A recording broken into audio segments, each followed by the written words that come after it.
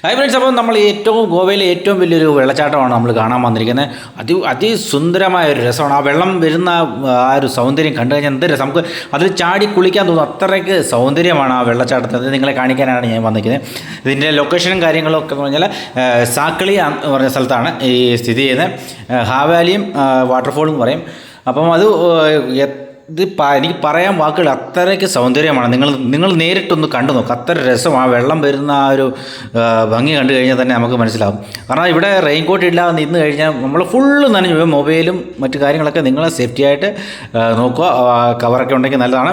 പക്ഷേ അത്രയ്ക്ക് താഴേന്ന് ആ ഒരു വെള്ളം ഉണ്ടാക്കണം, നിങ്ങൾക്ക് കാണാൻ പറ്റുന്നതില്ല. അത്രയ്ക്ക് വെള്ളം താഴെ വീണ് കഴിഞ്ഞിട്ട് ആ പറന്ന് നമ്മുടെ ദേഹത്തിൽ നമ്മൾ ഫുള്ള് നനഞ്ഞു പോകും. ഞാൻ ഫുള്ള് നനഞ്ഞു.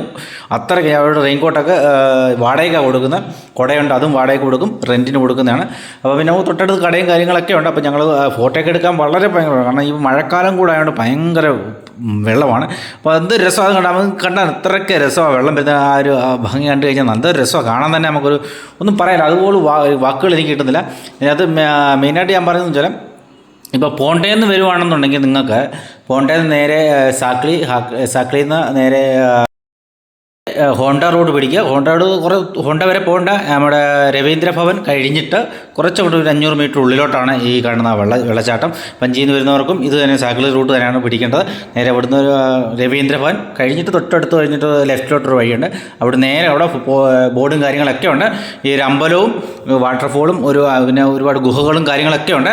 അപ്പോൾ അതൊക്കെ പുറകാലം വരും, ഞാൻ വീഡിയോ ഇടുന്നുണ്ട്. അപ്പോൾ നമുക്ക് ഇത് ചതുർത്ഥി സമയങ്ങൾക്ക് വരുമ്പോൾ ഭയങ്കര ആഘോഷങ്ങളും കാര്യങ്ങളാണ്. ഇപ്പോൾ മഴയായതുകൊണ്ട് ആൾക്കാർ വരാൻ സേഫ്റ്റിയും കാര്യം ആൾക്കാരൊക്കെ ഉണ്ടെങ്കിൽ തന്നെ ഇവിടെ ഭയങ്കര ആൾക്കാർ വരുന്ന സ്ഥലവും കൂടാണ്. അത്ര ടൂറിസ്റ്റ് ഏരിയയോട് തന്നെയാണ്. ഇപ്പോൾ ഇന്ന് മഴയൊക്കെ ആയതുകൊണ്ട് ആൾക്കാർ കുറവാണ്, പക്ഷേ വെള്ളവും കുറവാണ്. പക്ഷേങ്കിൽ അത്രയ്ക്ക് സൗന്ദര്യം, എന്ത് രസമോ കാണാൻ തന്നെ. നല്ല അടിപൊളി. എല്ലാവരും കൂടെ വന്നു കഴിഞ്ഞാൽ നല്ല രീതിയിൽ വന്ന് ഫ്രണ്ട്സൊക്കെ കൂടി ഒരുമിച്ച് വന്ന് ഇറങ്ങി വെള്ളത്തിൽ ഇറങ്ങാതെ സൂക്ഷിക്കുക. വെള്ളത്തിൽ ഇറങ്ങിക്കഴിഞ്ഞാൽ ഒരു ഗ്യാരണ്ടിയും പറയാൻ പറ്റത്തില്ല.